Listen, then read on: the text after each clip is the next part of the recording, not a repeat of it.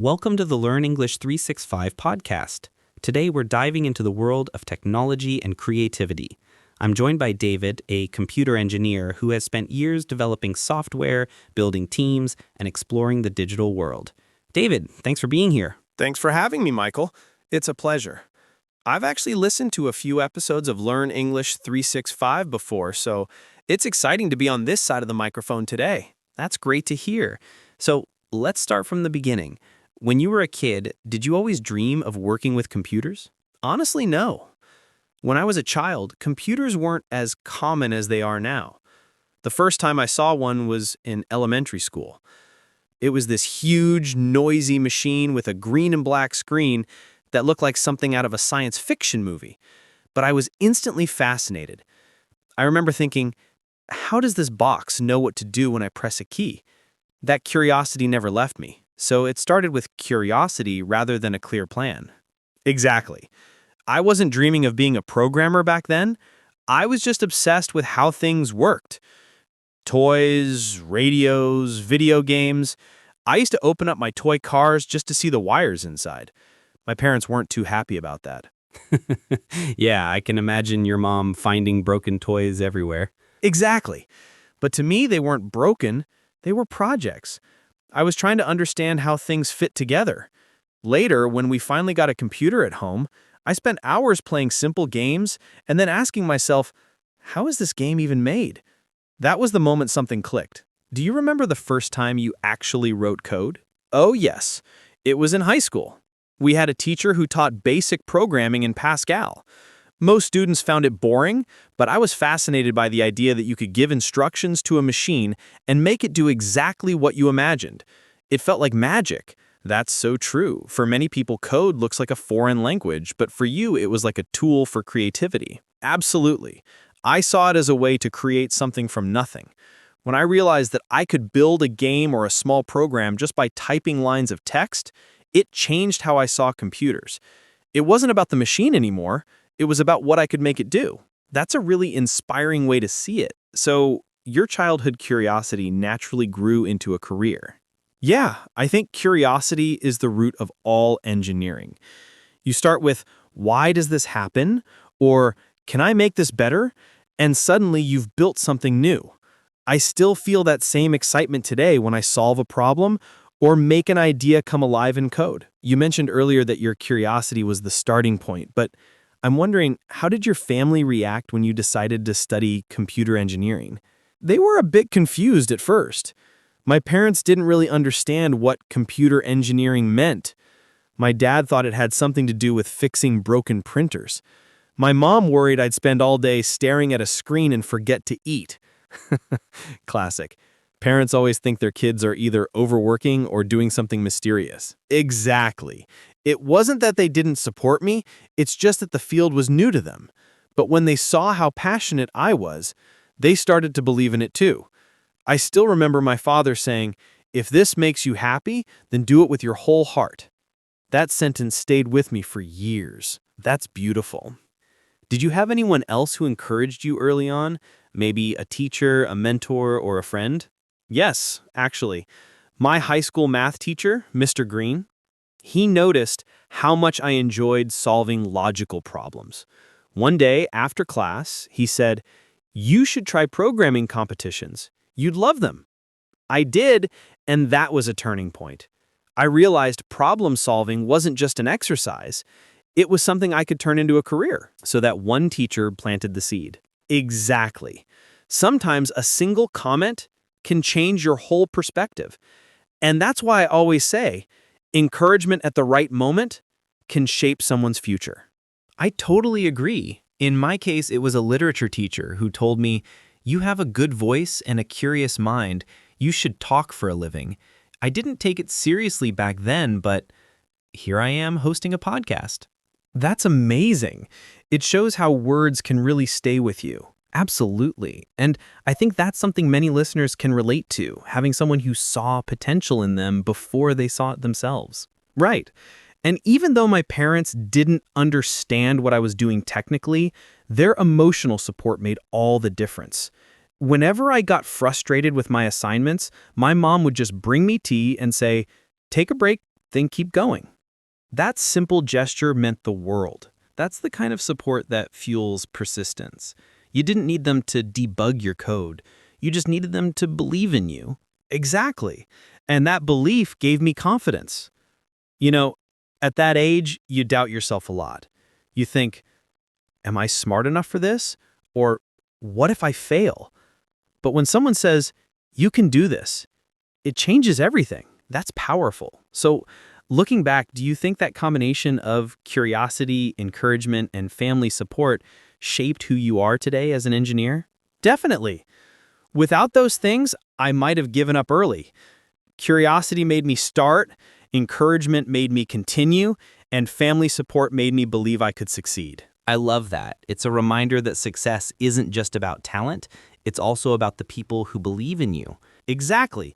And behind every engineer, artist, or doctor, there's always someone who said, you've got this. So let's talk about your school years, David. You mentioned your math teacher was a big influence, but I'm curious, what kind of student were you back then? I was the kind of student who always asked too many questions.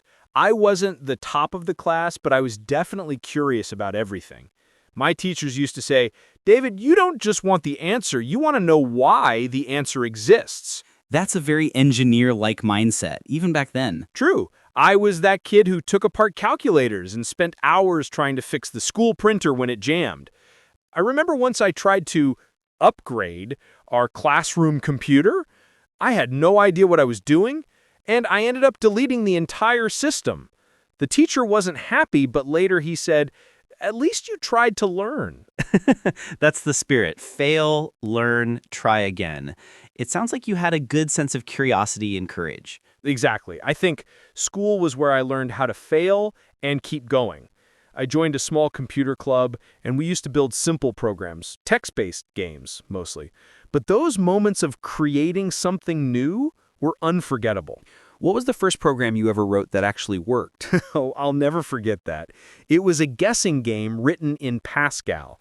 The computer would think of a number between 1 and 100, and the player had to guess it. It sounds simple, but seeing the program run and respond correctly felt incredible. I remember showing it to my friends and pretending I'd invented something revolutionary. That sense of pride is priceless. Did your classmates share that interest? A few did. We had this small group of 4 students who were into computers. Everyone else thought we were a bit strange, sitting in a dark classroom, typing weird symbols instead of playing football. But we didn't care. We were creating worlds inside a screen. That's such a vivid image. 4 young programmers discovering their passion. Yeah, it was a mix of fun and frustration. The computers were slow, the code sometimes didn't compile, and the teacher didn't always know how to help us. So we learned by trial and error. Looking back, that was probably the best training I could have had. It's interesting, isn't it? The limitations made you creative. Exactly. When you have fewer resources, you have to be inventive. For example, we didn't have fancy software, so we tried to make our own. Once we tried to build a mini drawing app. It could only draw squares, but we thought it was amazing. That's fantastic, and those experiences clearly shaped how you think today. Definitely. They taught me patience and persistence. Coding is basically about failing 100 times and finally getting it right once. But that one success feels so rewarding that it keeps you going. That's something every learner can relate to in any field, not just programming. True. I think school was where I learned to love learning itself. Not just memorizing, but exploring. That's a great line, learning to love learning. It's what makes lifelong learners out of us. Exactly. And maybe that's what I enjoy most about being an engineer.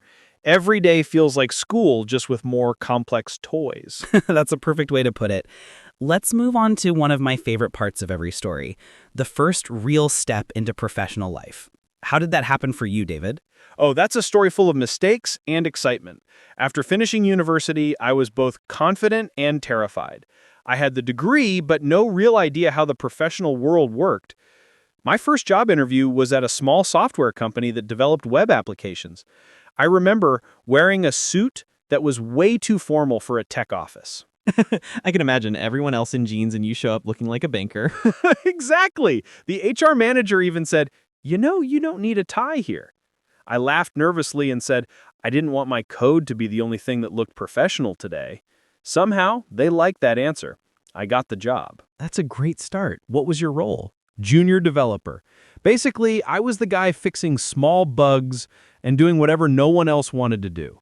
But I didn't mind. I was finally in a real environment, working on live code with real clients, real deadlines. That must have been both thrilling and stressful. Absolutely. The first week, I broke something in the company's internal system. It caused a minor panic, but my supervisor was really understanding. He said, if you never break anything, you're not learning fast enough. That line changed the way I approach challenges. That's such a healthy mindset, turning failure into part of the process. Yeah. I started keeping a mistake diary. Every time I messed something up, I wrote what I learned from it. Over time, those pages became more valuable than any textbook I'd ever read. That's brilliant. I wish more people did that. Reflect instead of panic. Totally. Another funny thing, I had this habit of commenting too much in my code. My senior engineer once told me, David, if your code needs this many comments, maybe it's not clear enough. It was his polite way of saying my code was messy. Honest feedback is the best feedback. It is. And that environment taught me humility. In university, I felt smart because I could finish assignments fast. In real life, I realized everyone around me was just as smart, if not smarter. The only thing that made a difference was attitude, staying curious, asking questions, helping others. That's a powerful realization. Many people struggle when they realize being talented isn't enough. You need teamwork, patience, and resilience. Exactly. I learned that programming isn't a solo sport. It's more like jazz. Everyone has their instrument, and you have to listen to others to make it sound right. I love that analogy, coding as jazz. Yeah, there's rhythm, collaboration, and creativity. And sometimes improvisation saves the day. Once during a client demo, our application crashed. I quickly switched to a local backup, pretended it was part of the plan, and no one noticed. My boss later said, "Good thinking under pressure." I just smiled, but inside, I was sweating like crazy. That's such a classic early career story. Everyone has that oh no moment that later becomes a lesson. Exactly. That job taught me that mistakes are not disasters, they're part of growth. I learned to stay calm, communicate clearly, and focus on finding solutions instead of excuses. That's something our listeners will appreciate. Professionalism isn't about never failing. It's about how you respond when you do. Absolutely. And that attitude carried me through every project afterward. The first step into the profession is scary for everyone, but once you realize you belong there, everything changes. I've always been curious about what a typical day looks like for a computer engineer. I mean, most people imagine you sitting in front of a screen for 8 hours straight, typing lines of code like in the movies. Is it really like that? Not exactly. It's less dramatic and more structured than Hollywood thinks. My day usually starts around 8:30 a.m. with a cup of coffee and a quick check of my emails and project updates. I work in a team of developers, designers, and product managers, so communication is key. So you don't just jump into coding immediately? No, definitely not. The first thing we do is a short stand-up meeting. Everyone shares what they worked on yesterday, what they'll do today, and if they're stuck on something. It's a way to keep everyone aligned. After that, I plan my day around my priorities, usually 1 or 2 big coding tasks and some smaller fixes. That sounds very organized. Do you enjoy that structure? I do, actually. Without structure, it's easy to get lost. Programming can be like a maze. You go too deep into a problem and forget the bigger picture. Having a schedule keeps me grounded. But I also leave room for creativity. Sometimes I get an idea for a better solution, and I'll spend hours exploring it. So there's a balance between discipline and freedom. Exactly. After the stand-up meeting, I usually spend a few hours coding in silence. I put on instrumental music, no lyrics, and just dive into the flow. Those are my most productive hours. I love that term, flow. What does that feel like for you? It's like the world disappears. You're completely absorbed in solving a problem. Hours pass and you don't even notice. Then when your code finally works, it's the best feeling in the world. It's like scoring a goal after a long match. That sounds addictive. In a good way? It is, but of course not every day is like that. Some days are full of meetings, code reviews, and unexpected bugs that ruin your plans. You fix one problem and another pops up. It's part of the job. How do you stay motivated when that happens? By remembering that every bug is a clue. It's frustrating, but also satisfying when you finally figure it out. And teamwork helps a lot. We often brainstorm together. Sometimes, after hours of struggling alone, a teammate walks by and says one sentence that solves everything. That's the beauty of collaboration. Someone sees what you can't. Exactly. Around noon, we usually have lunch together. Not just the developers, but designers and testers too. We talk about everything except work. It's our way of rebooting mentally. I guess that human connection is important, especially in a technical field. It is. People think computer engineers are introverts who prefer machines over humans. But in reality, teamwork is essential. A good engineer is someone who communicates well, not just codes well. That's a great point. And after lunch? More coding, testing, or sometimes pair programming. Two people working on the same code together. It's great for learning and catching mistakes early. In the afternoon, I try to finish the big tasks before fatigue kicks in. Around 5:30, I do a final check, push the code updates, and write short notes for the next day. So your day ends with reflection again, just like when you started your career. Exactly. I like to end the day knowing what worked, what didn't, and what needs improvement tomorrow. It's like closing a chapter before opening a new one. That's a healthy habit. It's easy to get lost in endless work, especially in tech. True. That's why I try to separate work and personal life. Once I close my laptop, I switch off. I go for a walk, play the guitar, or cook. You can't write good code if your brain never rests. Well said. I think many listeners, even outside engineering, can learn from that. Discipline, teamwork, creativity, and balance. That's quite a mix. Yeah, it's a demanding job, but also a fulfilling one. Every day brings a new problem, a new challenge, and sometimes a small victory that makes it all worth it. Every job has its tough moments. What are some of the biggest challenges you faced as a computer engineer? There are plenty, to be honest. The biggest one is probably dealing with uncertainty. In engineering, things rarely go exactly as planned. You can spend weeks designing something and then a single small bug breaks everything. It's humbling. I can imagine. You write thousands of lines of code and one missing semicolon ruins the entire project. Exactly. It's amazing how tiny mistakes can cause such massive problems. I once spent 2 days trying to find why our system kept crashing. It turned out to be a single misplaced comma in the configuration file. 2 days? Oh no, that must have been frustrating. It was, but it also taught me patience. Debugging is like detective work. You collect clues, form theories, test them, and slowly narrow down the cause. It's mentally exhausting, but oddly satisfying when you finally find the issue. Sounds like you need the mindset of both an engineer and a detective. That's true. And then there's another challenge. Communication. People think engineers just deal with machines, but actually we spend half our time communicating with humans. Managers, designers, clients, sometimes even people who don't understand technology at all. Translating complex problems into simple explanations is harder than coding itself. That's a great point.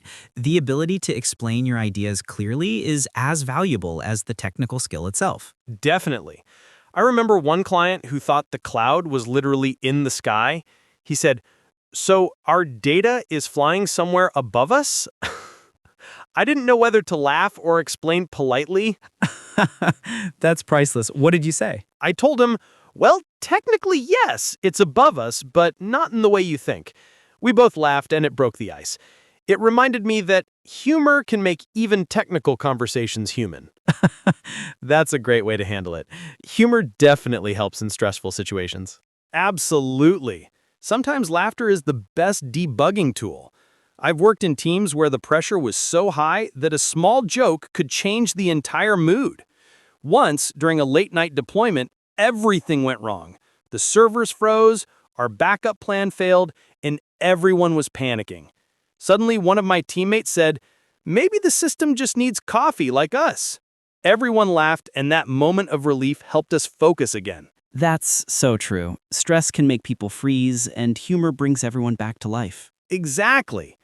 Engineering can be stressful because deadlines are tight, expectations are high, and bugs appear at the worst possible time. But when you're surrounded by good teammates, those tough moments turn into shared memories. So, teamwork is the real secret weapon. It really is. I've seen brilliant engineers fail simply because they tried to do everything alone. In contrast, I've seen average engineers achieve amazing results because they communicated and collaborated well. It's not about being a genius. It's about being part of something bigger. That's a refreshing perspective. People often romanticize the lone genius idea, one person changing the world, but reality is different. Yes, it's more about shared effort. And you also have to manage your emotions. There are days when nothing works. Your code breaks, your boss wants updates, and your brain just stops cooperating. In those moments, I remind myself that it's okay to step away. Sometimes the best fix comes after a walk or a good night's sleep. That's wisdom right there. Rest is part of productivity. Exactly. One of my funniest memories was during a university hackathon. We'd been coding for almost 20 hours straight. My friend tried to fix a bug, but accidentally deleted the whole project folder. We all stared at the screen for a full minute, then burst out laughing. Instead of quitting, we started over and finished something even better. That's the spirit, turning a disaster into a story you'll laugh about later. Yes, and that's what makes this profession unique. It's intense, but the sense of accomplishment and the shared laughter afterwards makes it worth it. I love that balance. Challenge, failure, humor, growth. It's almost poetic. It is. Every bug you fix teaches you something new. Every crash makes you stronger, and every funny moment reminds you why you chose this path in the first place. We've talked about challenges, funny stories, and lessons learned, but let's go deeper. What is it that makes you love your job? That's a big question. I think what I love most is the sense of creation. When you write code, you literally bring something to life that didn't exist before. It could be a small tool, a mobile app, or a feature that makes someone's life easier. That feeling, turning an idea into something real, is addictive. That's beautiful. It's like building invisible architecture. Exactly. It's invisible but powerful. You can't touch software, but it shapes the world we live in, from phones to airplanes to hospitals. Every line of code has the potential to make someone's day better. That's a huge motivation. It sounds like a mix of creativity and logic. That's what makes it fascinating. Programming is both art and science. You use logic to solve problems, but you also need imagination to find elegant solutions. Two engineers can solve the same problem in completely different ways. That's creativity at its best. I like that. It's almost like composing music. Same notes, different melodies. Perfect analogy. And just like in music, there's harmony when a team works well together. When we finish a big project and it finally runs smoothly, that moment feels like hearing the final note of a song you've all created together. That must be an amazing feeling, seeing something you've worked on actually function. It really is. Especially when users send messages saying, "Hey, this app saved me time," or "Your system made our work easier." It's a reminder that behind all the code and machines, we're still serving people. That's such a powerful perspective, technology as service to humanity. Yes, people often think engineers are obsessed with machines, but most of us are driven by the human side of it. We solve problems so others can live or work more easily. It's deeply satisfying. Have you ever had a project that felt especially meaningful? A few years ago, I worked on a software system for a small hospital. It wasn't fancy, but it helped doctors manage patient data more efficiently. One of the nurses told me that thanks to the new system, she could spend more time with patients instead of paperwork. That made me realize what we build actually matters. That's the kind of feedback that keeps you going. Absolutely. It's what transforms a job into a calling. Every time I see my code make someone's life easier, I feel proud. And I can hear that pride in your voice. It's not arrogance, it's fulfillment. Exactly. I think the best part of loving your job is that it doesn't feel like work anymore. Yes, there are deadlines and pressure, but at the end of the day, I'd still be doing this, even if no one paid me, just for the joy of creating and learning. That's passion, the real kind. Yeah, passion and curiosity. They've been my constant companions since that first green and black computer screen in my childhood. And even now, after all these years, I still get that same spark of excitement when I run a new program for the first time. That's inspiring, David. I think our listeners can feel that energy through your words. I hope so, because whether you're an engineer, a teacher, or an artist, if you love what you do, it changes how you see the world. Beautifully said. And I think that's the perfect way to remind everyone that loving your work isn't just about success, it's about meaning. Absolutely. For me, every project is a chance to make something useful, something beautiful, and that's why I love being a computer engineer. Let's imagine some of our listeners are young people who dream of becoming computer engineers or entering the tech world. What would you tell them, David? First of all, I'd say don't be afraid of not knowing everything. Many beginners think they must understand every programming language, every algorithm, every new technology right away. But that's impossible. This field changes daily. What matters is your ability to learn quickly and stay curious. So, curiosity over perfection. Exactly. Perfection is the enemy of progress. You'll never know it all, and that's the beauty of it. The best engineers I know aren't the ones who memorize things, but the ones who aren't afraid to say, I don't know, but I'll find out. That's such a valuable mindset. It applies to any profession, really. Absolutely. Another thing I tell young people is to build something small but real. Don't just watch tutorials or read theory. Create something. A website, a game, a tool, anything that makes you practice. The first thing you build might be terrible, but that's fine. Every professional was once an amateur. That's great advice. It's like learning to swim. You can't do it from the shore. Exactly. You have to jump in. And also, don't compare yourself too much to others. The tech industry is full of people showing off on social media saying they built an app in a week or learned 5 languages in a month. Don't fall for that. Everyone learns at their own pace. Focus on your journey. I love that. Focus on your lane, not someone else's. Right. And find mentors if you can. Having someone who guides you, even informally, can accelerate your growth. It could be a teacher, a senior colleague, or even someone online whose work inspires you. I've learned so much just by reading other people's code and asking questions. So it's not just about solo effort, community matters too. Definitely. Join communities, contribute to open source projects, talk to people. You'll be surprised how generous the tech world can be when you show genuine interest. Sharing knowledge is part of the culture. That's encouraging. Some people might think the industry is too competitive. It can be, but competition isn't always negative. It can push you to grow. Just remember that collaboration beats competition in the long run. When you help others, opportunities often come back to you in unexpected ways. That's something people often forget. Success is not a zero-sum game. Exactly. And another piece of advice, learn how to communicate your ideas. Technical skills are great, but if you can't explain what you've built or why it matters, your impact will be limited. Soft skills like communication, empathy, and teamwork make you stand out. That's a key point. Even in engineering, human connection is what makes progress sustainable. Yes, and finally, enjoy the process. Don't just chase the next job title or salary.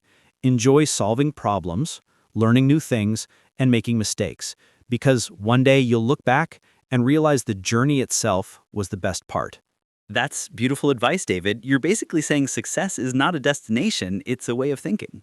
Exactly. If you stay curious, humble, and passionate, everything else will follow naturally. Technology changes fast, but the attitude you bring, that constant hunger to learn, is what keeps you relevant. That's so true. Many young listeners will take comfort in that. They don't have to know everything today. They just need the mindset to grow. Yes, and one more thing. Don't be afraid of failure. Failure is not the opposite of success, it's part of it. Every mistake teaches you something essential. The key is to fail intelligently, learn, adjust, and move forward. I like that phrase, fail intelligently. That should be on a poster in every classroom. I'd love that. Because honestly, I've learned far more from failure than from success. Failure humbles you, grounds you, and reminds you that progress isn't linear. It's full of restarts and rewrites. That's such a powerful way to see it. And I guess that's the mindset that turns learners into innovators. Exactly. Innovation isn't about having the best idea, it's about having the courage to try again after the first one fails. Perfectly said, and I think that's something our listeners, especially the young ones, will really connect with. I hope so, because at the end of the day, whether you become an engineer or something completely different, the principles are the same: curiosity, patience, and kindness. Learn, grow, and help others along the way. That's the real formula for success. That's a brilliant note to end on. I can already imagine a lot of young people taking your words to heart. That would make me very happy. If my story inspires even one person to believe in themselves, then all of this, the work, the challenges, the sleepless nights, it's all worth it. We've talked a lot about the past and present, but I'd love to hear your thoughts on the future. Where do you think computer engineering is heading? That's a fascinating question. I think we're entering an era where technology will become even more invisible and integrated into everyday life. In the past, computers were tools we used. Now they're becoming companions in our phones, cars, and homes. Soon, we won't even think about using technology. It will just be there, quietly helping us. That's true. Things that once seemed futuristic, like voice assistants or smart homes, are now normal. Exactly. And I believe artificial intelligence will redefine what it means to be a computer engineer. We'll shift from simply writing code to designing systems that learn, adapt, and collaborate with us. Instead of instructing machines step by step, we'll train them to think in patterns. It's both exciting and a bit intimidating. So in a way, the role of engineers will evolve from creators to teachers of machines. That's a perfect way to put it. Our job will be to teach machines to learn ethically, efficiently, and responsibly. That brings new challenges, not just technical, but moral ones. We'll need to make sure the systems we build are fair, transparent, and beneficial for everyone. That's a crucial point. Technology moves fast, but ethics doesn't always keep up. Exactly. And the future of computer engineering isn't just about innovation, it's about responsibility. Engineers will have to think not only about what they can build, but whether they should. That's a powerful distinction. So how do you personally see your role in that future? I see myself moving more into mentoring and design thinking. I love coding, but I also want to guide the next generation to help them build technology that truly improves people's lives. I think that's where my passion is leading me. That's inspiring. It sounds like your journey is coming full circle, from being inspired by mentors to becoming one yourself. I guess it is. I remember how one teacher's encouragement changed my path. Now I want to do the same for others. The idea that I could help someone find their spark, that's what excites me most about the future. That's a beautiful purpose. And on a personal level, how do you imagine your life 10 years from now? Hopefully, still learning. That's the one constant I never want to lose. Maybe I'll be working on sustainable tech or educational software or something that doesn't even exist yet. But whatever it is, I want it to matter, to have impact. I love that, to have impact. It's simple but meaningful. Yes, the tools may change from keyboards to AI models to quantum computers, but the goal stays the same: to solve problems and make life better. That's what drives me. That's such an elegant way to look at it. You make the future sound less about fear and more about opportunity. That's how I see it. Technology isn't replacing us, it's expanding what we can do. The future isn't man versus machine, it's man with machine. Together, we can achieve things we never thought possible. That's a hopeful note to end on. I think our listeners will appreciate that perspective. The idea that progress and humanity can go hand in hand. Absolutely.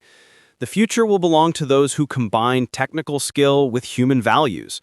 And if we can build that balance, then I think the best days of computer engineering are still ahead of us. David, it's been such an inspiring conversation. Before we wrap up, I'd love for our listeners to take away not just ideas, but also a few useful words from today's discussion. Great idea. There are a few words that kept coming up, words that really capture what our job and our journey are all about. Let me pick 5 of them. Perfect. Let's hear them. The first one is curiosity. Curiosity means the strong desire to learn or know something. It's what drives innovation. Without curiosity, no engineer, no artist, no scientist can move forward. That's definitely the foundation of everything we've talked about. Exactly. The second word is persistence. Persistence is the ability to keep trying even when things get tough. In programming and in life, nothing works perfectly on the first try. Persistence is what turns frustration into progress. I love that. What's next? The third one is collaboration. It means working together with others to achieve a common goal. In computer engineering, you rarely build anything alone. Collaboration teaches you patience, empathy, and the joy of shared success. That's one of my favorites. Mine too. The fourth word is innovation. It's the act of introducing something new or improving existing ideas. Innovation doesn't always mean creating something huge. Sometimes it's just finding a smarter way to do a simple task. And your last one? My fifth and final word is impact. Impact means the powerful effect or influence something has on a situation or person. It reminds us why we do what we do, to make life a little bit better for others. Those 5 words really summarize the heart of this entire conversation: curiosity, persistence, collaboration, innovation, and impact. Exactly. If our listeners remember those, they'll not only be better learners, but also better thinkers. Beautifully said, David. And before we finish, I just want to thank you for sharing your experiences, your passion, and your wisdom with us today. Thank you, Michael. It's been an honor and honestly, a lot of fun. To our listeners, if you enjoyed this conversation, don't forget to follow Learn English 365 for more inspiring stories and real conversations that help you grow your English skills every day. Keep learning, keep exploring, and remember, curiosity is your best teacher.